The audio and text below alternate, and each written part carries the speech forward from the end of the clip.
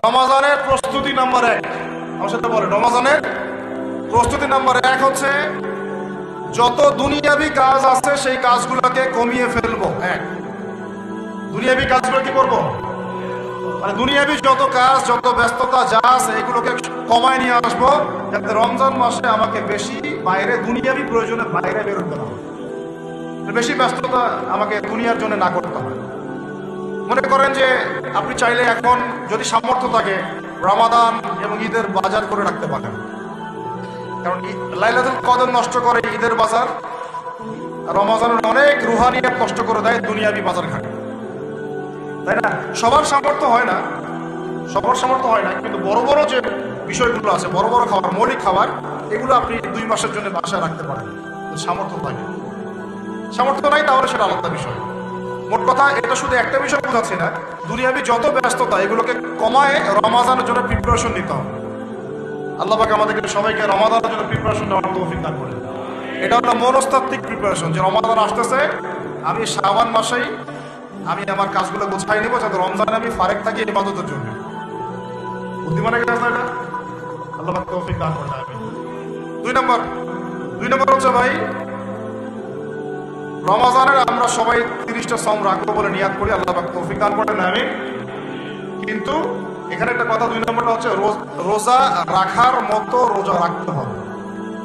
কি বললাম বলেন? রোজা রাখার মতো রাখতে হবে। এটা কেন বললাম, কেন বললেন ভাই? উত্তর দিচ্ছি। উপোস থাকা, না খেয়ে থাকা আর সম রাখা এক জিনিস নয়। পানি ছেড়ে দেওয়া, খাবার ছেড়ে দেওয়া আর ইসলামী সম এক জিনিস নয়।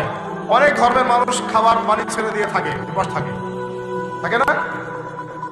হাদিসের মধ্যে নবীজি বলেছেন যে ব্যক্তি রোজা রেখে অন্যায় কাজ ছাড়তে পারলো না, মানে আল্লাহর মাসিয়াত ছাড়তে পারলো না, এই যে কাবায়ের ফাওয়াহিশ এগুলো ছাড়তে পারলো না, অশ্লীলতা ছাড়তে পারলো না, মিথ্যা ছাড়তে পারলো না, বেহায়াপনা ছাড়তে পারলো না, তার না খেয়ে থাকায়, পানি না পান করায় আল্লাহর কিচ্ছু যায় আসে না। আর রোজার বিষয় বুঝলাম। রোজা কাকে বলে ভাই? মানে রোজা মানে হচ্ছে আমি আল্লাহ পাকের সমস্ত নিষেধ ছেড়ে দিব। কি করব? আল্লাহর সমস্ত নিষেধ রোজা থেকেছি, পানি খাচ্ছি না, খাবার খাচ্ছি না, কার ভয়ে? গোসল করার সময় এক ঢোক পানি খেলে কে দেখবে? এই চেতনা তখন কাজ করে না? চুপ করে এক লোকমা ভাত খেলে কে দেখবে? কেউ দেখবে? আল্লাহ ছাড়া কেউ দেখবে? কেউ দেখবে না। তারপর আপনি খান না কেন? কারণ আপনি অনুভব করেন যে আল্লাহ পাক আমাকে দেখছেন। এটাই হলো ইহসান। এটার নাম কি?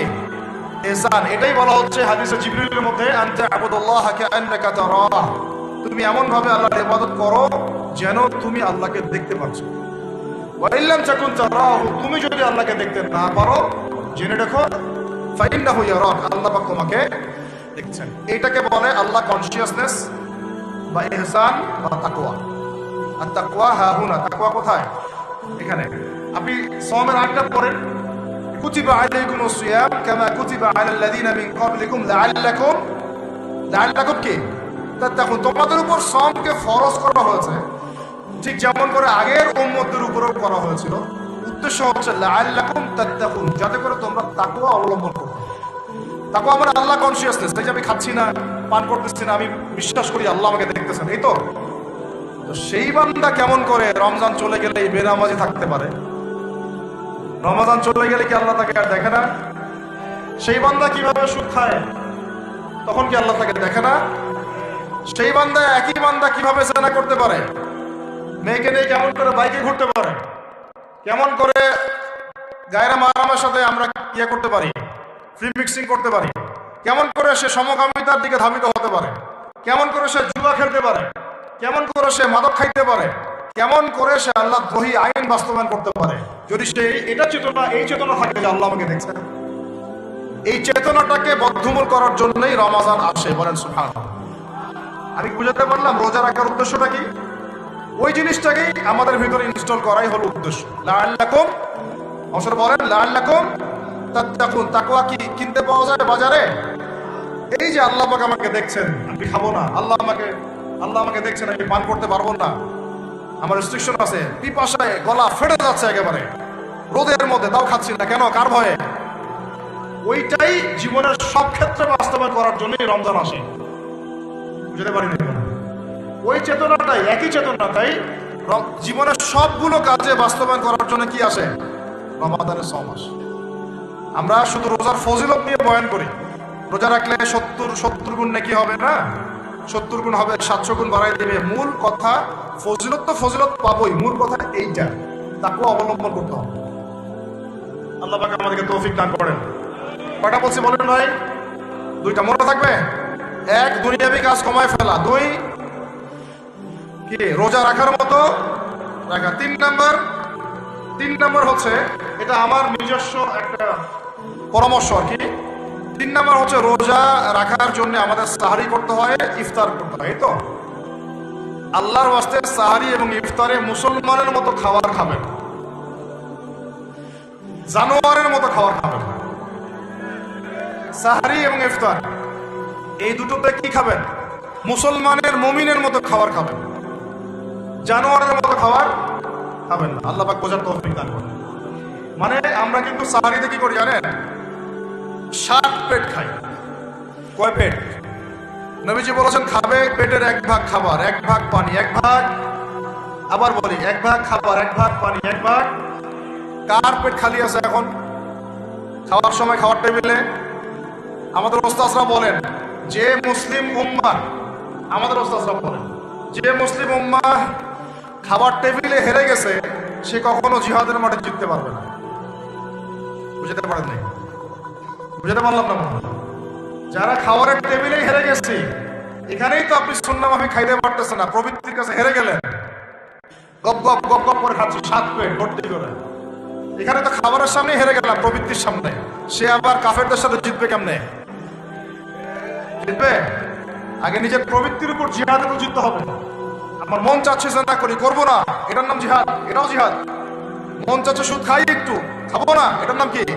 জিহাদ। মন চাচ্ছে নামাজ না পড়ি, ঘুমায় থাকি, মন চাচ্ছে না, মন বলতেছে ঘুমাই ঘুমাই ঘুমাই, কিন্তু নামাজ পড়তে হবে।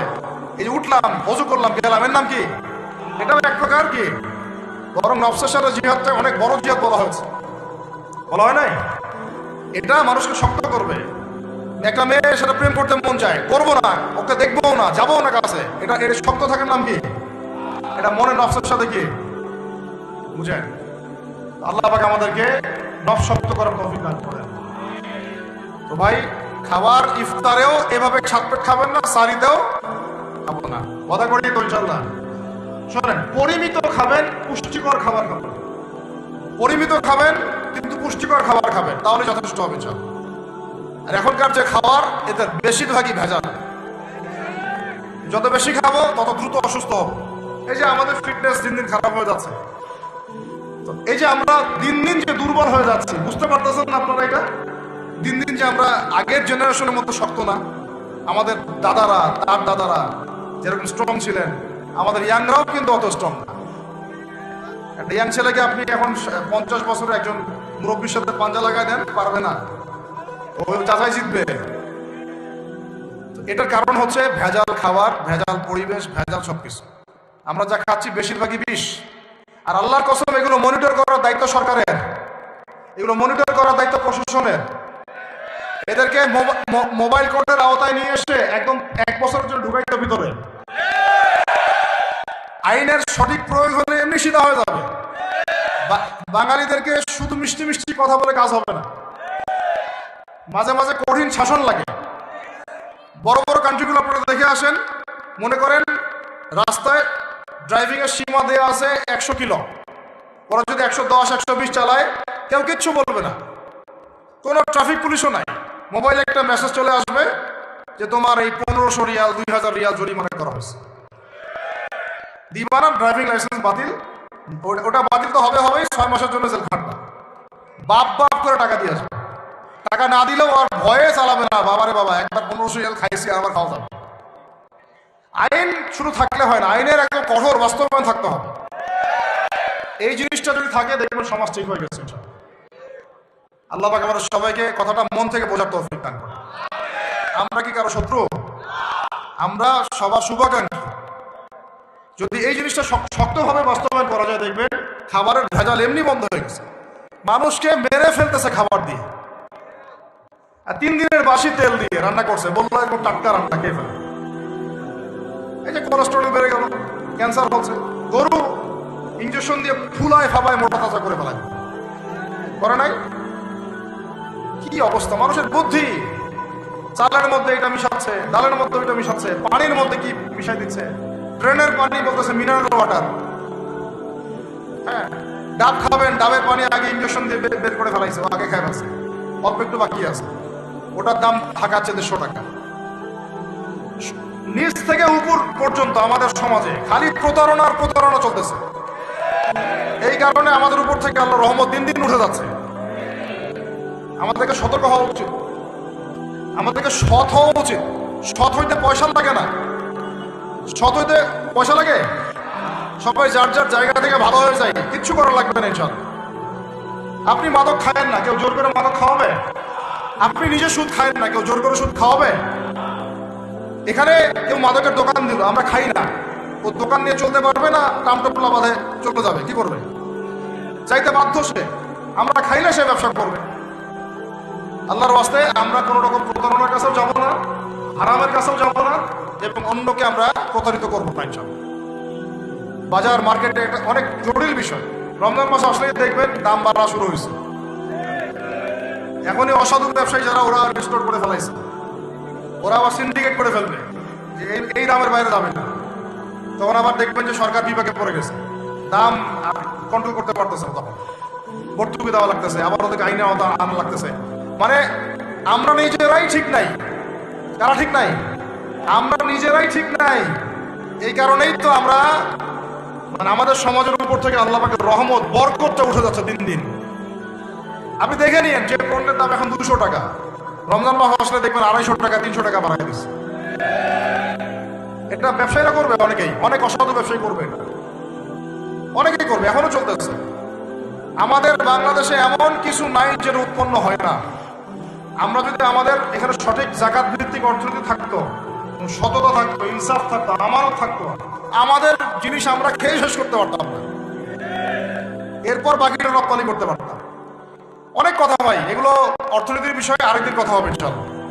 রমজানে আসছে যেহেতু এতটুকু নসিহত করি। 3 নম্বর, যে ভাই আমরা এমন ভাবে খাবো না যে খাওয়ার মনে হয় জানোয়ারের খাওয়া। ঠিক আছে ভাই, পুষ্টিকর খাবার খাবো, কিন্তু পরিমাণে কম। কম বলতে কি একবারে কম না, আপনার প্রয়োজন অনুযায়ী 3 ভাগ করে, 1 ভাগ খাবার, 1 ভাগ পানি, 1 ভাগ ফাঁকা, সুন্নাহ অনুযায়ী। আল্লাহ পাক তৌফিক দান করেন, আমিন। 4 নম্বর হচ্ছে রমাদান মাস মানেই কোরআন। রমাদান মাস মানে কি? এই রমজানে আমরা সবাই বেশি থেকে বেশি কোরআন তেলাওয়াত করব ইনশাআল্লাহ। কারা কারা পারি হাত তুলি। আলহামদুলিল্লাহ, হাত নামান। সবাই পারেন কোরআন তেলাওয়াত? মাশাআল্লাহ, মাশাআল্লাহ। এটাই তো চাই, বাংলাদেশের ঘরে ঘরে প্রত্যেক ব্যক্তি যেন কোরআন তেলাওয়াত করা জানে, এটাই তো আমরা চাই। এমন যদি হয় যে 100% মানুষ কোরআন তেলাওয়াত করতে পারে, 16 কোটি মুসলিম, দিন কায়েম হয়ে যাবে ইনশাআল্লাহ, ইনশাআল্লাহ, ইনশাআল্লাহ। ভিতরের কাজগুলো করেন, আল্লাহ পাক তৌফিক দান করেন। তো ভাই, কোরআন আমরা রমজানে বেশি থেকে বেশি পড়বো ইনশাআল্লাহ ভাই, ঠিক আছে? যারা পারি না, একটা লিমিট ফিক্স করি, কমপক্ষে দিনে 1 পারা, দিনে কমপক্ষে 1 পারা, তাহলে 30 দিনে 1 খতম হবে। আরো বেশি পারি 2 পারা, তাহলে 2 খতম হবে। আরো বেশি পারি 3 পারা। এমন আমাদের ইমামদের যুগে, আমাদের 4 ইমামদের যুগে, সলফে সালেহিনদের যুগে প্রতিদিনই 1টা করে খতম দিতেন তারা। সুবহানাল্লাহ।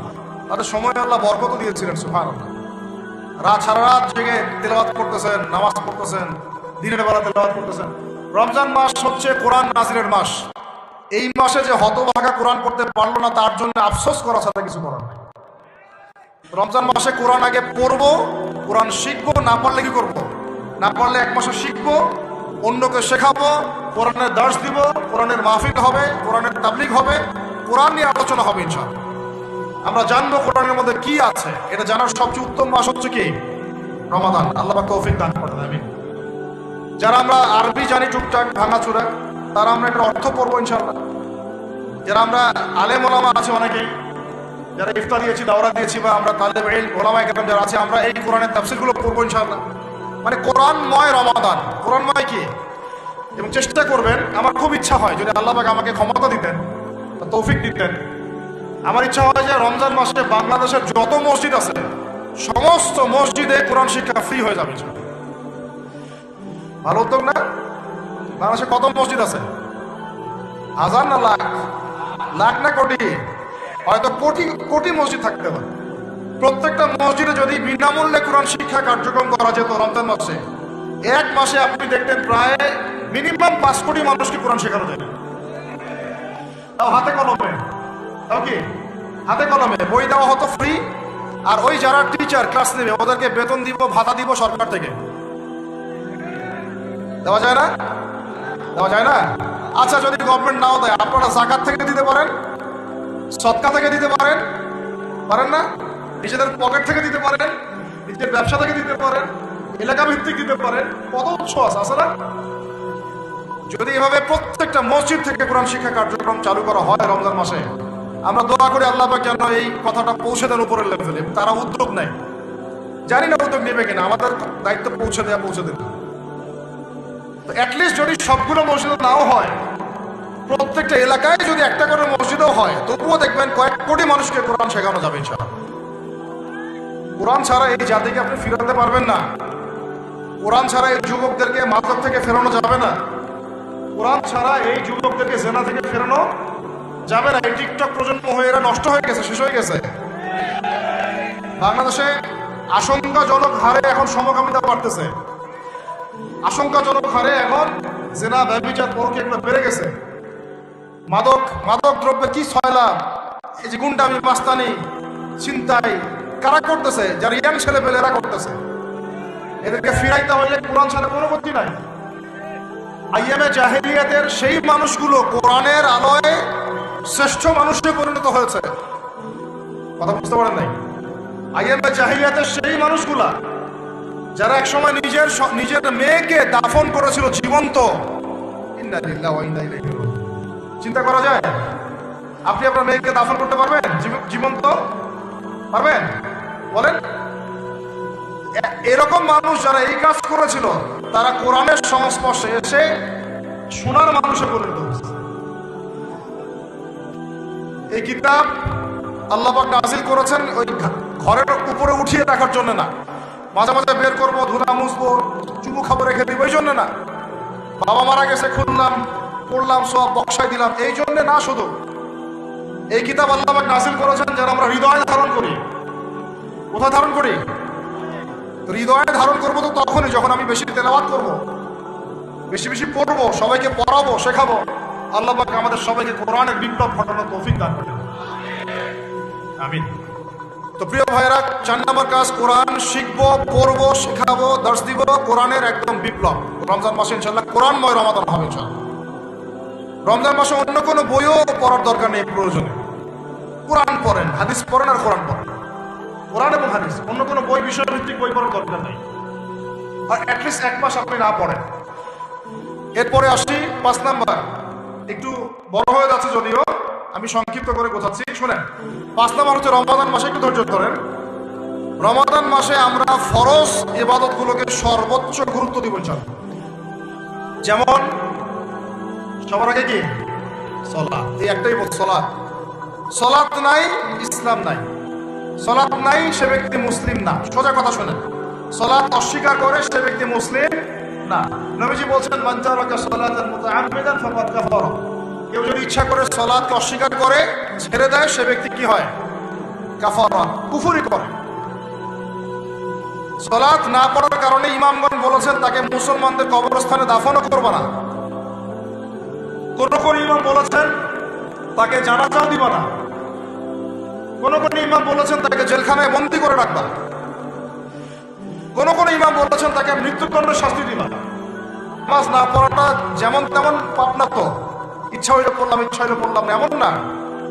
যারা নামাজি তারাও যদি নামাজে সচেতন না হয়, তাদের জন্যও শাস্তি আছে। নাউযুবিল্লাহ। ফাওয়াইলুল লিল মুসাল্লিন আল্লাযীনা হুম আন সালাতিহিম সাহুন আল্লাযীনা হুম ইউরাউনা ওয়া ইয়ামনাউনাল মাউন। এখানে বলা হচ্ছে মুসল্লিদের জন্য দুর্ভোগ, যে মুসল্লিরা নামাজ সম্পর্কে গাফেল, উদাসীন।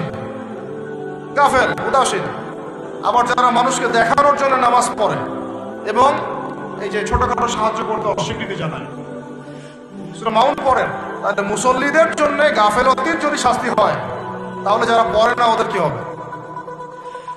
বলেন, মা সাল্লাকাকুম ফি সাকার, জাহান্নামে যখন ঢুকানো হবে এই ফেরেশতারা জিজ্ঞাসা করবে, কিসে তোমাদেরকে জাহান্নামে নিয়ে আসলো, কি পাপ করছিলা? তারা বলবে, তখন তারা বলবে ক্বালু, তারা বলবে, জাহান্নামীরা বলবে, লাম নাকুম মিনাল মুসাল্লিন। কি বলবে তারা? লাম নাকুম মিনাল মুসাল্লিন, আমরা মুসল্লি ছিলাম না, আমরা নামাজ পড়তাম না। তাহলে বেনামাজির পরিণতি কি? বলেন, জাহান্নাম। ওয়ালাম নাকুনু নুতঈমুল মিসকিন, আর আমরা মিসকিনদেরকে খাবার দিতাম না। সুবহানাল্লাহ। আল্লাহ পাক আমাদেরকে সালাত আদায় করার তৌফিক দান করেন। রমাদান মাসে শক্ত করে নামাজ ধরবেন ইনশাআল্লাহ, আল্লাহ পাক তৌফিক দান করেন। 5 ওয়াক্ত নামাজ চেষ্টা করব জামাতে পড়ার জন্য। যদি জামাত ছুটেও যায় তাও এক পরে জামাত করে নেবেন, সেটাও না পড়েন অ্যাটলিস্ট বাসায় পড়বেন। রাজি আছেন? যে নামাজের সাথে আরো অনেক ফরজ আছে না? যেমন পর্দা কি ফরজ না? ফরজ না? যাকাত ফরজ না? ফরজ না? তারপরে আল্লাহ পাকের আনুগত্য করা, এটা ফরজ না? ফরজ না? রাসূলের আনুগত্য, তাওহীদ ফরজ না? সুন্নাত, এই জিনিসগুলো ফরজগুলোকে শক্ত করে ধরবো ইনশাআল্লাহ। রাজি আছেন? 4 নাম্বার হচ্ছে রমজান, এটা কি 5 নাম্বার না? 5 নাম্বার রমজান মাসে ফরজ ইবাদতগুলোতে সর্বোচ্চ গুরুত্ব দিব ইনশাআল্লাহ। রাজি? 6 নাম্বার হচ্ছে, এটা কত? 6 বলছি? 5। 6 নাম্বার হচ্ছে ফরজের পাশাপাশি সুন্নত এবং নফলের পাবন্দি। ফরজের পাশাপাশি সুন্নত এবং নফলের পাবন্দি, মানে দেখেন ফরজ নামাজের আগে পিছে অনেক নামাজ আছে না সুন্নত? দৈনিক 12 রাকাত সুন্নত যে ব্যক্তি পড়বে তার জন্য জান্নাতে ঘর নির্মাণ করা হবে। কোন 12 রাকাত? ফজরের আগে 2, ফজরের আগে, জোহরের আগে 4, তারপরে 2, তারপরে মাগরিবের পরে, এশার পরে, মোট কত হইল? 12। এই 12 রাকাত নামাজ যে ব্যক্তি দৈনিক পড়বে তার জন্য জান্নাতে ঘর নির্মাণ করা হবে। রমজান ছাড়া এগুলো ধরার উত্তম কোনো সময় আছে? অনেক সময় মিস হয়ে যায়, রমজানে যারা ধরি আমরা, আল্লাহ পাক তৌফিক দান করেন। এর পাশাপাশি দেখেন দৈনন্দিন অনেক সুন্নতের আমল আছে না? বিভিন্ন কাজের দোয়া, মাসনুন দোয়া, জিকির আজকার, এগুলো আছে না? এই প্রত্যেকটা কাজকে শক্ত করে আঁকড়ে ধরবো ইনশাআল্লাহ, আল্লাহ পাক তৌফিক দান করেন। আমিন। যে কাজটা করবেন তার আগে জেনে নেবেন ওই কাজটা কিভাবে করলে সুন্নত হবে।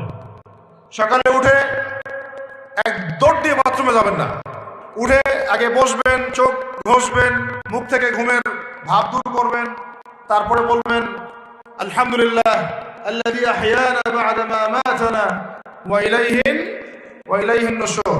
তারপরে আপনি যাবেন আস্তে আস্তে বাথরুমে, বাম পা দিয়ে ঢুকলেন, ইস্তেঞ্জা করলেন, ডান পা দিয়ে বের হবেন। ঢোকার সময় দোয়া আছে, আল্লাহুম্মা ইন্নী আউযু বিকা মিনাল খুবসি ওয়াল খাবাইস। বের হওয়ার সময় আলহামদুলিল্লাহ আল্লাযী আযহাবা আনিল আদান ওয়া আফানি উফরানাকা, দোয়া আছে। এগুলো সুন্নাহ মোতাবেক কাজ করবেন। বুঝাতে পারতেছি? কাপড় পরবেন, যে কোনো কাপড় পরবেন না, যে কাপড় যে সুন্নত নবী পরতেন সেই সুন্নত পরবেন। চেহারা নবীর মতো হতে হবে, ক্লিন শেপ চেহারা চলবে না, ক্লিন শেপ চেহারা চলবে না। অনেকে মনে করেন যে এটা তো ফরজ কিছু না, এত তাচ্ছিল্য করেন কেন? এটাকে শেভ করা মানে হলো নবীর সুন্নতকে জবাই করা। বুঝতে পারি নাই? এক মুষ্টি রেখে কাটেন, সেটা আলাদা ইস্যু, আলাদা মাসালা। পুরুষের চেহারায় দাড়ি থাকতেই হবে, মাস্ট বি। পোশাক আশাক থাকতেই হবে নবীর মতো। আমরা আমাদের সংস্কৃতি নিয়ে গর্বিত না? গর্বিত না? ইসলামিক সংস্কৃতি কোন দেশ, জাতি, বর্ণ নির্দিষ্ট করে আছে না, সবার জন্য। আমাদের নবী কি আরবদের নবী না পুরো বিশ্বের নবী? তাহলে আমাদের নবীর সুন্নত কি শুধু আরবরা পালন করবে না আমরা সবাই করব? এখন আমাদের সবার চেহারা নবীর সুন্নাহ অনুযায়ী হতে হবে। গোফ ছোট করতে হবে, দাড়ি লম্বা করতে হবে, পোশাক ঠিক করতে হবে, টাকনুর উপরে কাপড় করতে হবে। এখন ছেলেরা পরে টাকনুর উপরে কি, হ্যাঁ ছেলেরা পরে টাকনুর নিচে, আর মেয়েরা পরে কি এরপরে বসে ছেলের সাথে বাইকে, দেখবেন হাঁটু পর্যন্ত দেখা যায়। বিষয়টা এমন না? এখন হুজুর আপনারাও দেখেন না? আমরা দেখি না, আপনারা দেখান। আমরা কি করি না? আমরা দেখি না, বরং আপনারা দেখান। দেখালে আমরা চোখটা সরাই বলি আউযু বিল্লাহি মিনাশ শাইতানির রাজিম। চোখে পড়লে আমরা কি বলি? আউযু বিল্লাহি মিনাশ শাইতানির রাজিম। এখন আসেন, আমাদের পোশাক আশাক, কথাবার্তা, চলাফেরা, আমল, খাওয়া, ঘুম, ব্যবসা বাণিজ্য যা আছে, রাজনীতি, অর্থনীতি, সমাজনীতি, সবকিছু নবীর সুন্নাহ মাফিক ঢেলে সাজাতে হবে। রাজি কিনা? রমজান মাসে এটা নিয়ত করা যাবে ইনশাআল্লাহ। ইনশাআল্লাহ আল্লাহ পাক তৌফিক দান করেন, আমিন। কয়টা বলছি ভাই? 6টা। কয়টা? 7টা? 6টা। 7 নম্বর আসেন ভাই। 7 নম্বর হচ্ছে আমরা কোনো অবস্থায় হারাম কোন রিজিকে যাব না। রাজি? রোজা রাখতেছেন, ইবাদত করতেছেন, নামাজ পড়তেছেন, তারাবি করবেন, অনেক কিছু করবেন, এবার এদিকে রিজিকে সুদ, এদিকে রিজিকে ঘুষ, রিজিকে এখানে দুর্নীতি, এখানে করাপশন, এখানে মাপে কম দেওয়া, একটা ইবাদত কবুল হবে না। হারাম রিজিক থাকলে বিশ্বাস করেন, আমি এমনি কথা বলতেছি না, নবী সাল্লাল্লাহু আলাইহি ওয়াসাল্লাম বলেছেন, ইন্নাল্লাহা তাইয়্যিব লা ইকবালু ইল্লা তাইয়্যিব। আল্লাহ পবিত্র, আল্লাহ পবিত্র ছাড়া গ্রহণ করেন না, কবুল করেন না। মুসাফিরের দোয়া আল্লাহ ফিরাই দেন না। সেই মুসাফির যদি হারাম খায়, সেই দোয়াও কবুল হচ্ছে না। একজন মুসাফির হাত তুলে দোয়া করছিলেন, নবীজি বলছেন, মাথায় ধুলা, গায়ের কাপড় ঠিক নাই, মুসাফির সেজদায় আল্লাহর কাছে দোয়া করছে, হাত তুলে দোয়া করছে, আল্লাহ আমাকে এটা দাও, ওইটা দাও, ওইটা দাও, ইয়া রব্বি, ইয়া রব্বি, ইয়া রব্বি। নবীজি বলছেন, এই ব্যক্তি যদিও মুসাফির, কিন্তু কিভাবে তার দোয়া কবুল হতে পারে? তার পানীয়টা হারাম, তার খাবারটা হারাম, তার পোশাকটা হারাম। বুঝতে পারছি ভাই? এমনিতে মুসাফিরের দোয়া কবুল হয়। 3 ব্যক্তির দোয়া আল্লাহ ফিরাই দেন না। কয় ব্যক্তি? এক নাম্বার হচ্ছে মুসাফির, 2 নাম্বার হচ্ছে কি সন্তানের জন্য পিতামাতার দোয়া, আর 3 নাম্বার কি মাজলুমের দোয়া। মাশাআল্লাহ, আপনারা জানেন ভালোই। মাজলুম মানে কি? যার উপর জুলুম করা হয়েছে, যার উপর জুলুম করা হয়েছে। আমরা এখন তো সবাই মাজলুম, তাই না ভাই? পুরো মুসলিম উম্মাহ এখন মাজলুম। ইনশাআল্লাহ এই অবস্থা থাকবে না। ইনশাআল্লাহ জালেম যেখানে জুলুম করবে পতন হবে, সমস্ত জালেমদের পতন বিশ্ব থেকে হবে ইনশাআল্লাহ। এটা সময়ের ব্যাপার। কিসের ব্যাপার? আল্লাহ পাক পরীক্ষা করছেন আমাদের।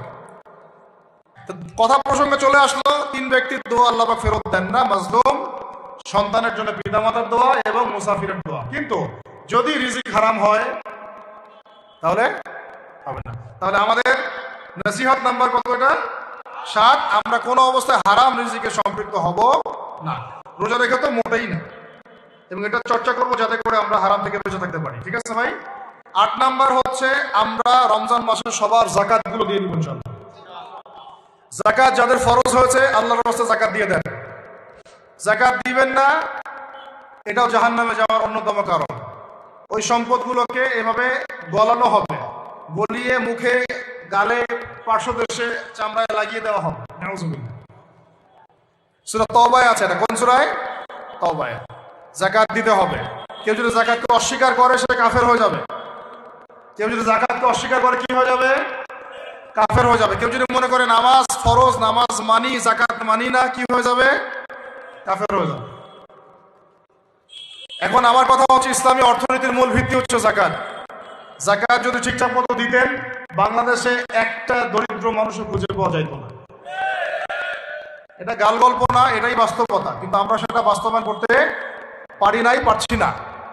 আমার কথা শুনেন ভাই, বাংলাদেশে এমন অনেক মানুষ আছে, হাজার হাজার, যাদের যাকাত যদি আপনি কালেক্ট করতে পারেন, সমাজে একটা দরিদ্র মানুষ খুঁজে পাওয়া যাবে।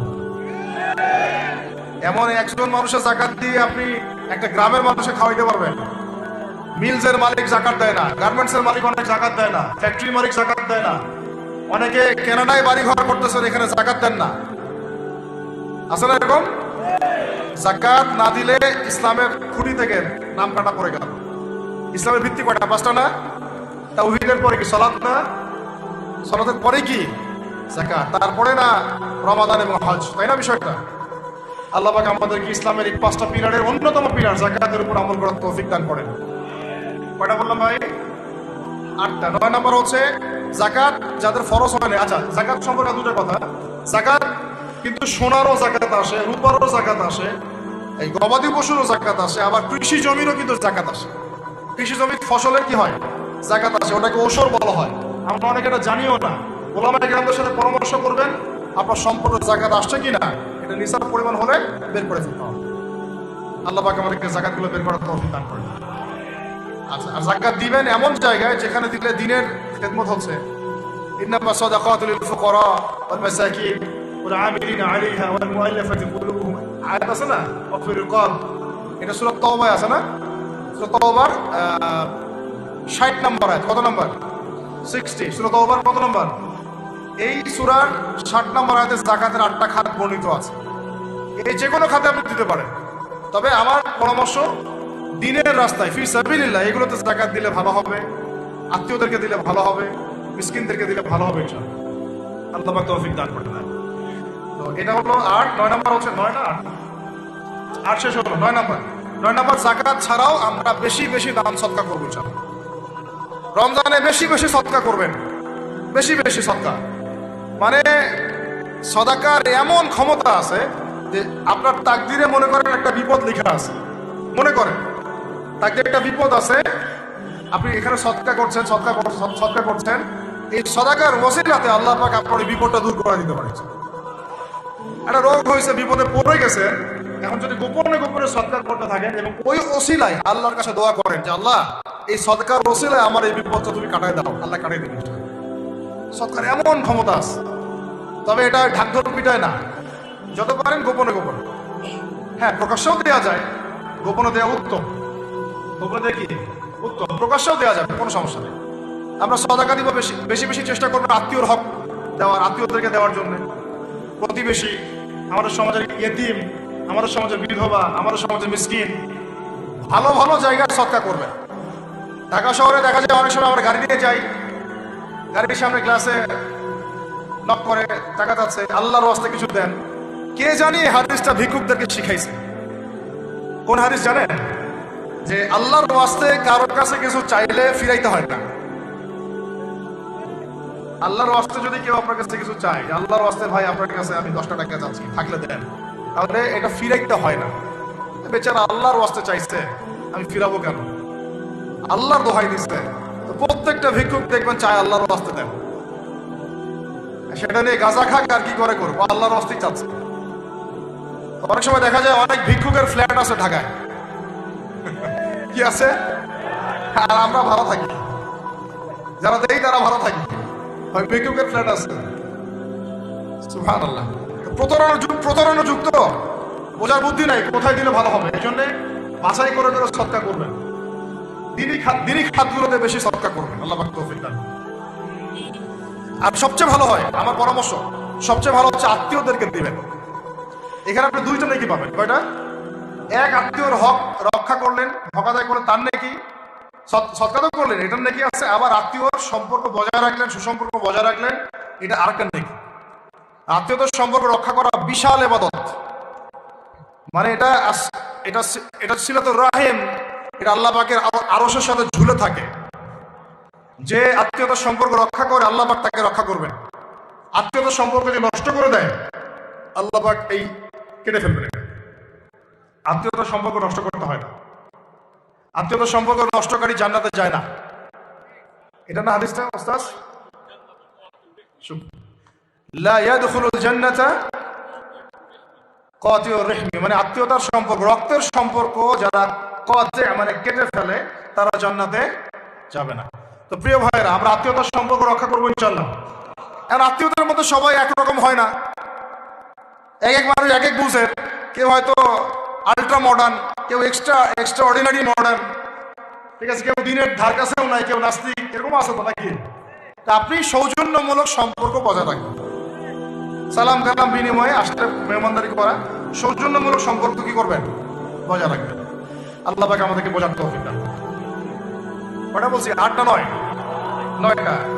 10 নম্বর হচ্ছে ভাই, রোজা রেখে বেশি বেশি ইস্তেগফার করবেন। কি করবেন বলেন? রোজা রেখে বেশি বেশি ইস্তেগফারের সবচেয়ে ছোট্ট বাক্যটা হচ্ছে আস্তাগফিরুল্লাহ ওয়া আতুবু ইলাইহি। কি বললাম বলেন? আস্তাগফিরুল্লাহ ওয়া আতুবু ইলাইহি। এইটুকু পারা যাবে না? দিনে কমপক্ষে 100 বার। কতবার? দিনে কমপক্ষে 70 বার বা 100 বার। দিনে কমপক্ষে 70 বার বা 100 বার। আরো বেশি পারলে আরো ভালো। ওই যে হিসনুল মুসলিম একটা বই আছে না, বা কিতাবুজ জিকির, কিতাবুদ দোয়া, আল আজকার, এমন অনেক বই পাওয়া যায়। এই বইগুলো কিনবেন, ওখানে দেখবেন অনেক জিকির আজকার দেওয়া আছে, দৈনন্দিন জিকির আজকার দেওয়া আছে, তাসবিহ তাহলিল দেওয়া আছে, সকাল সন্ধ্যার মাসনুন দোয়াগুলো দেওয়া আছে। এগুলো মুখস্থ করেন, কিছু হলেই হুজুর দোয়া করে দেন, হুজুর ফুদিয়ে দেন, হুজুর পানি পরা দেন। আগে হুজুরের উপর ডিপেন্ডেন্সি কেন? নিজে আল্লাহর কাছে চাওয়া শিখেন। সেজদায় গিয়ে আল্লাহকে বলেন, আল্লাহ আমার অসুস্থ, আমি অসুস্থ, আমাকে শিফা দাও। সেজদায় গিয়ে বলেন, আল্লাহুম্মা আতিনা ফিদ দুনিয়া হাসানাহ ওয়া ফিল আখিরাতি হাসানাহ ওয়া কিনা আযাবান নার। হাত উঠান, আল্লাহকে বলেন, আল্লাহ আল্লাহুম্মা আইনি আলা যিকরিকা ওয়া শুকরিকা ওয়া হুসনি ইবাদাতিক। আল্লাহকে বলেন, ইয়া শাফি, ইয়া আল্লাহ, ইয়া রহমান ইশফিনি, আমাকে শিফা দান করো। আগে আল্লাহর সাথে কথা বলা শিখেন, তাই না ভাই? তারপরে দোয়া নিবেন, পানি পড়াও নিতে পারেন, ঝাড়ফুঁক নিতে পারেন, সেটা আছে বৈধতা অবশ্যই, এটাও ঠিক আছে। কিন্তু আগে আপনি আল্লাহকে চিনতে শিখেন। বেশি বেশি রোজা রেখে ইস্তেগফার করবেন, আল্লাহ পাক তৌফিক দান করবেন। আমিন। একটা বইয়ের নাম বলেছি হিসনুল মুসলিম, আল আজকার, কিতাবুদ দোয়া, এরকম অনেকগুলো বই আছে বাজারে। এগুলো কিনে বাসায় মুখস্থ করার চেষ্টা করেন, আল্লাহ পাক তৌফিক দান করেন, বলি আমিন। কয়টা বললাম? 10টা। 11 নম্বর, আমার মার্কিংটা উল্টা পাল্টা তো বুঝতে পারতেছি না, ঠিক আছে? 11 নম্বর হচ্ছে, শোনেন, 11 নম্বর হচ্ছে, দেখেন, কোরআন খুলবেন, দেখবেন প্রথমে রোজার প্রসঙ্গ যেখানে আসছে, কুতিবা আলাইকুমুস সিয়াম, সেখানে আগে আসছে সিয়ামের কথা, তারপরে আসছে শাহরুর রমাদান আল্লাযী উনজিলা ফীহিল কুরআন, কোরআনের কথা, তারপরে আবার আসছে ওয়াইদা সাআলাকা ইবাদি আন্নী ফাইন্নী করিব, দোয়া করার কথা। সুবহানাল্লাহ, কিসের কথা? প্রথমে আসছে রোজা রাখার কথা, তারপরে কোরআনের কথা, তারপরে আল্লাহর কাছে কি করার কথা? দোয়া করার কথা। যখন আমার বান্দারা তোমাকে জিজ্ঞাসা করে, যে আমার সম্পর্কে জিজ্ঞাসা করে, ওয়াইদা সাআলাকা ইবাদি আন্নী, বলো ফাইন্নী করিব, আমি কাছেই আছি, উজিবু দাওয়াতাদ দাঈ ইযা দাআন, দোয়াকারী যখন দোয়া করে আমি তার দোয়া শ্রবণ করি। সুবহানাল্লাহ। ফালিয়াস্তাজিবু লি ওয়াল ইউমিনু বি, আমি তার দোয়া শুনি, অতএব সেও যেন আমার কথা শুনে, সুবহানাল্লাহ, এবং আমার প্রতি ঈমান নিয়ে আসে। তাহলে রোজা রেখে বেশি বেশি কি করবো বুঝে ফেলছেন? কি বলেন? দোয়া করবেন। কোরআনের পরে কিসের কথা আসছে? রোজাদারের দোয়া ফেরত দেওয়া হয় না। দোয়া কবুল হওয়ার অন্যতম একটা অস্ত্র হচ্ছে রোজা রেখে দোয়া। কেমন করে ফেরত দিবে? আল্লাহর জন্য আমরা না খেয়ে আসি, তাই না? আল্লাহ পাকের মায়া হবে না, দয়া হবে না? আমার বান্দা না খেয়ে আছে, আমার বান্দা পানি ত্যাগ করছে, আমার বান্দা স্ত্রী সহবাস ত্যাগ করছে, হালালগুলো ছেড়ে দিয়েছে আমার জন্য, আমি কেন তার দোয়া? অবশ্যই আল্লাহ পাক উপযুক্ত মনে করলে দোয়া কবুল করবেনই করবেন ইনশাআল্লাহ। দোয়া করার পদ্ধতি জানতে হবে, হারাম খাওয়া যাবে না, শিরক করা যাবে না, বিদআত করব না ইনশাআল্লাহ। দোয়া করার আগে আল্লাহর প্রশংসা করব, নবী সাল্লাল্লাহু আলাইহি ওয়াসাল্লামের প্রতি দরুদ করব, ঠিক আছে? দোয়া কবুলের সময়গুলো বেছে বেছে দোয়া করব, ইনশাআল্লাহ দোয়া কবুল। আল্লাহ পাক আমাদেরকে রোজা রাখা অবস্থায় বেশি বেশি দোয়া করার তৌফিক দান করুন। 11। 12 নম্বর হচ্ছে, রমজান মাসে তারাবির নামাজ জামাতে পড়ব। কি বললাম বলেন? রমজান মাসে সালাতুত তারাবি জামাতে পড়ব। এখন আমি আরো 3টা কথা বাড়াই দিচ্ছি, কেউ হজম করতে বললে করেন, যদি না করতে পারেন, বদহজম হয়ে যায়, কিছু করার নাই। বদহজম যদি হয়ে যায়, পরে আমাদের সাথে মাদ্রাসায় এসে বসেন, কিতাবপত্র খুলে দেখাবো, কথা হবে ইনশাআল্লাহ, ঠিক আছে? অনলাইন গরম করার দরকার নেই। রমজান মাসে আমরা তারাবির নামাজ পড়বো ইনশাআল্লাহ জামাতে। কোথায়? জামাতে ইনশাআল্লাহ। 1। 2 নম্বর, তারাবির নামাজ পড়বো 20 রাকাত। কত রাকাত? 20 রাকাত। আর যদি বলেন যে আমি ভাই কম পড়েন, আপনি বাসায়, কোনো সমস্যা নেই, আপনি আপনার মতো করে বাসায় পড়েন, কোনো সমস্যা নাই। যদি উমর রাদিয়াল্লাহু আনহু এর উপর আমল করে থাকেন, আমার আমল করতে কোনো সমস্যা নাই।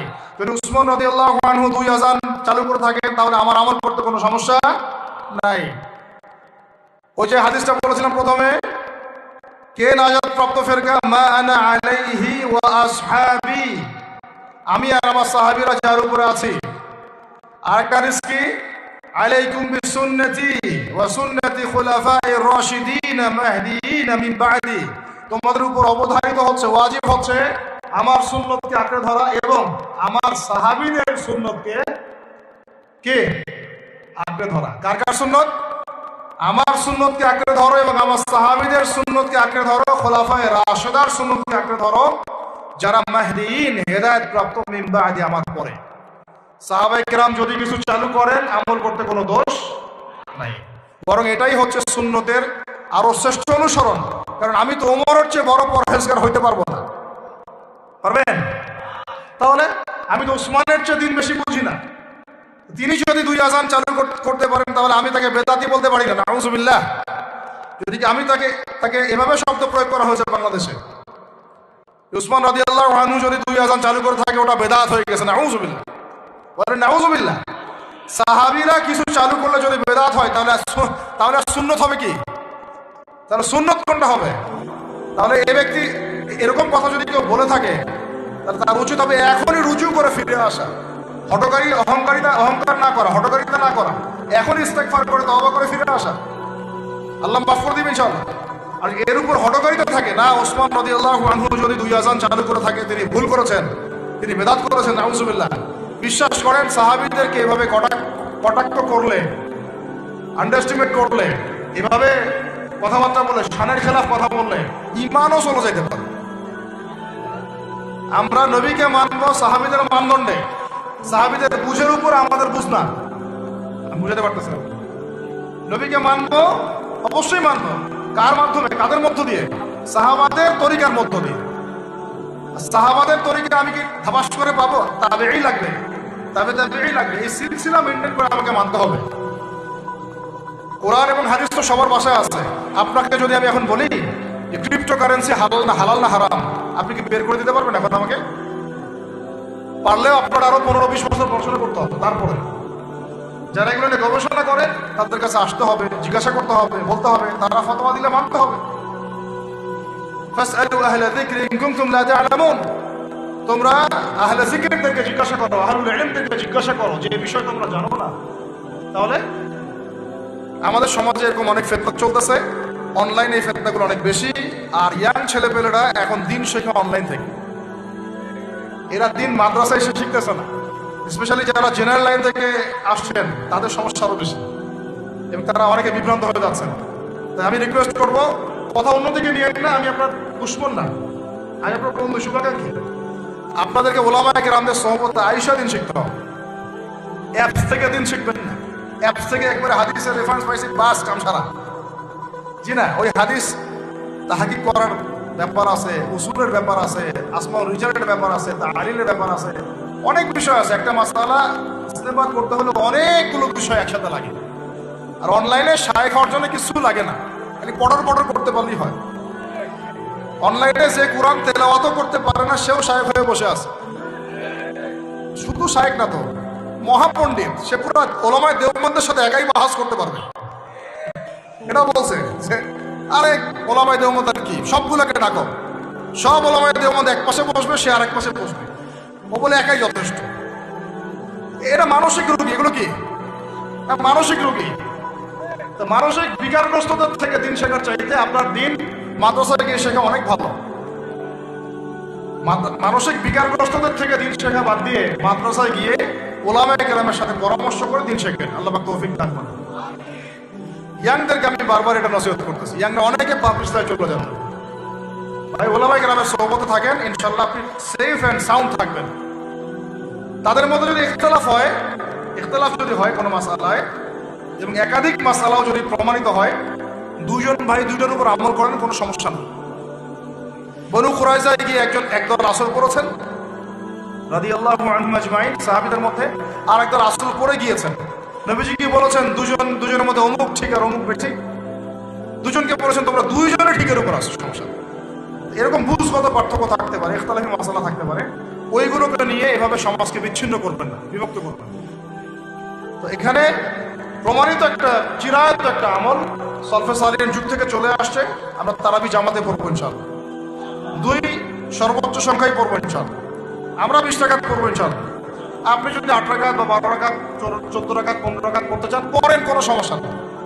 আপনার সাথে আমি যুদ্ধ করতে যাবো না, এটা তো ফরজ না। ফরজ কি? যুদ্ধ করার দরকার নেই, পড়তেছে পড়ুন, সমস্যা নাই। আমরা 20 রাকাত পড়বো ইনশাআল্লাহ, সমস্যা আছে কোনো? কেউ যদি 20 রাকাতকে বেদাত বলে, তখন সমস্যা হবে। যদি কেউ 20 টাকার কি বলে, বেদাত বলে, তখন সমস্যা হবে। তখন বলবো যে মাদ্রাসা আসেন, বসেন। মাদ্রাসা আসতে চায় না, অনলাইনে ভাস চায়, মাদ্রাসা আসতে চায় না। মাদ্রাসা আসলে বইপত্র পড়তে বলবো যে এই যে আরবি কিতাবটা পড়েন, পড়তে পারবে না।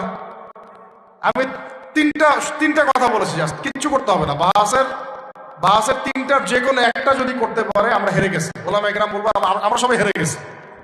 এক, যে কোনো একটা মেশকাতের ক্লাসের কোনো হাদিসের কিতাব বা দাওরা ক্লাসের কোনো হাদিসের কিতাব, যে কোনো একটা, ধরেন যে ফয়জুল কালাম বা কি হাদিস আরবাঈন, অথবা ধরেন যে আল বুলুগুল মারাম মিন আদিল্লাতিল আহকাম, মিশকাতুল মাসাবি, এরকম কিছু কিতাব, রিয়াদুস সালিহিন, এরকম মূল জামাত মাসহাফগুলো আছে, নুসখাগুলো খুলে দেওয়ার কাজ, যে একটু পড়ে শোনা হাদিসে কি লেখা আছে। যদি পড়ে দিতে পারে, রিডিংটা পড়ে দিতে পারে, হেরে গেছে, আর লাগবে না কিছু বলতে, বাস এতটুকু। আর যদি বলে যে না এটা পারতেছি না, তা আরো সহজ করে দিচ্ছি, তাহলে আল্লাহর কিতাব খুলে দেওয়া, আল্লাহর কিতাব খুলে যে কোনো একটা পৃষ্ঠা খুলে দিয়ে খালি বলবো যে এই পৃষ্ঠাটার একটু অর্থটা বলে শোনা। এই যে এই পৃষ্ঠাটা খুললাম, এটা কোন সূরা? সূরা কলম। ইন্না রাব্বাকা হুয়া আ'লামু বিমান দাল্লা আন সাবিলিহি ওয়া হুয়া আ'লামু বিল মুহতাদিন। এইভাবে ফালা তুতি'ল মুকাদ্দিবিন ওয়াদু লাউ তুদহিনু ফায়ুদহিনুন, এখান থেকে শেষ পর্যন্ত ক্বালু ইয়া ওয়াইলানা ইন্না কুন্না তাগিন। জাস্ট এটা পড়ে অর্থটা বলেন কি লেখা আছে। যদি অর্থ বলতে পারে, হেরে গেছে, বাস, আর কিছু লাগবে না। এটাও যদি না পারে, তৃতীয় অপশন, লাস্ট, যে কোনো একটা পৃষ্ঠা খুলে বলবো যে ভাই, হে আমার দিনী ভাই, মুসলিম ভাই, শুধু এইটাকে রিডিংটা পড়ে শোনার, অর্থ করতে হবে না, সহি শুদ্ধভাবে। যদি পড়তে পারেন, হেরে গেছে। আর কিছু বলতে পারবো? আর কিছু বলার আছে? মানুষ কত বেয়াদব হলে এবং কত মানে কি ভাষা নাকি আসলে বলে। একজন আলেমকে বলতেছে সে নাইট বয়, একজনকে বলতেছে কিউট বয়, একজনকে বলতেছে সে প্লে বয়, টাইটেল গুলো বের করে আনতেছে। আলেমদেরকে বলতেছে অমুক আলেম হচ্ছে প্লে বয়, অমুক আলেম হচ্ছে নাইট বয়, অমুক আলেম হচ্ছে কিউট বয়। আস্তাগফিরুল্লাহ, আস্তাগফিরুল্লাহ। বেয়াদবি। কারণ কোরআন হাদিসের কিতাব, আদব, তাজকিয়া, এগুলো তো এক জিনিস না। ওলামা কেরামের সাথে থাকলে আদব আর তাজকিয়া শেখা যায়। ওলামা কেরামের সোহবতে থাকলে কি হয়? আদব শেখা যায়, তাজকিয়া শেখা যায়। ইলম থাকলে তো আদব আসে না। এগুলো তো পর্নোগ্রাফি যারা দেখে ওদের কথা এগুলো। পর্ন ইন্ডাস্ট্রিতে যারা ছিল, তারা পর্ন ইন্ডাস্ট্রিতে দেখা যায় প্লে বয় শব্দ আছে, কিউট বয় শব্দ আছে, হ্যাঁ, নাইট বয় শব্দ আছে। তো এগুলো এরা জানলো কিভাবে? তাহলে থেকে আমরা ধরে নিব যেটাই 52 সালে 53। হ্যাঁ, আচ্ছা, আল্লাহ মাফ করুন। আমরা কিছু কেস করতে যাচ্ছি না। আমরা যে বাসের 3টা শর্ত দিয়েছি, ভাই এই 3টার একটা যদি করে দেখাইতে পারে, আমি হেরে গেছি। শুধু হেরে গেছি না, আমি জীবনে স্টেজে উঠবো না। ইনশাআল্লাহ ওয়াজও করা বাদ দিয়ে দেবো ইনশাআল্লাহ। জান, আর কি বলবো? মাসআলা সাবিত করতে হবে না। তো আমরা ওলামায়ে কেরামের সোহবতে যেহেতু আসি, ওলামায়ে কেরামদের সম্মিলিত ফতোয়া, তারাবির সালাত কত রাকাত? ব্যাস পড়বো ইনশাআল্লাহ। 1 নম্বর জামাতে পড়বো। তারপর বাধ্যতামূলক না ভাই, আপনি চাইলে অল্প করে চলেও যেতে পারেন। আপনি টায়ার্ড হয়ে গেছেন, 10 রাকাত পড়ছেন, 12 রাকাত পড়ছেন, বাসায় গিয়ে বাকিটা পড়বেন বা পরে পড়বেন, বা পড়লেনও না, গুনাহ হবে না। কিন্তু একটা চিরায়ত, আপনি চিরায়ত একটা সুন্নাতকে বেদাত বলতে পারেন না। বেদাত বললে তখন আপনার সাথে বাহাস হবে। কি হবে? বাহাস হবে। আর 3 নম্বর কথা হচ্ছে, তারাবির সালাত আমরা খতমে তারাবি পড়বো ইনশাআল্লাহ। একদম খতমে তারাবি। এটা নিয়েও কিন্তু কথা উঠছে, খতমে তারাবি বেদাত। আরে ভাই, রমজান মাসে যদি কোরআন খতম না দেয়, কোন মাসে খতম দিবে? এখনো তো মক্কা মদিনায় আপনি দেখবেন কি হচ্ছে, খতমে তারাবি এখনো ওখানে হচ্ছে। ওখান থেকে জোরে আমি নিয়ে আসতে পারেন, 20 টাকার তারাবি আনতে পারেন না। ওখান থেকে আপনি রফুল ইয়াদাই নিয়ে আসতেছেন, ঠিক আছে, ওকে ফাইন, আমরা কোনো ঝগড়া করতেছি না, এটা আছে, দলিল আছে, আমল করুক, সমস্যা নাই। কিন্তু আপনি সেখান থেকে খতমে কোরআন নিয়ে আসতে পারতেছেন না। আমরা কিছু নিব না, এমন কেন হচ্ছে? কে বলছে যে তারা কোনো মাযহাব ফলো করে না? তারা হাম্বলি ফিকহ ফলো করে, চলে। তারা একটা নির্দিষ্ট এবং 4 মাযহাবের 4টা ফিকহের ব্যাপারে তারা উদার। বড় বড় বিশ্ববিদ্যালয়গুলোতে 4টা মাযহাবের গভীর পড়াশোনা করানো হয়। এরপরে যদি কেউ মুস্তাহিদ হয়ে যায় সে তখন ইস্তেহাদ করে চলবে ইনশাআল্লাহ। কিন্তু ওই রকম দাবি কয়জন করতে পারে যে আমি মুস্তাহিদ হয়েছি?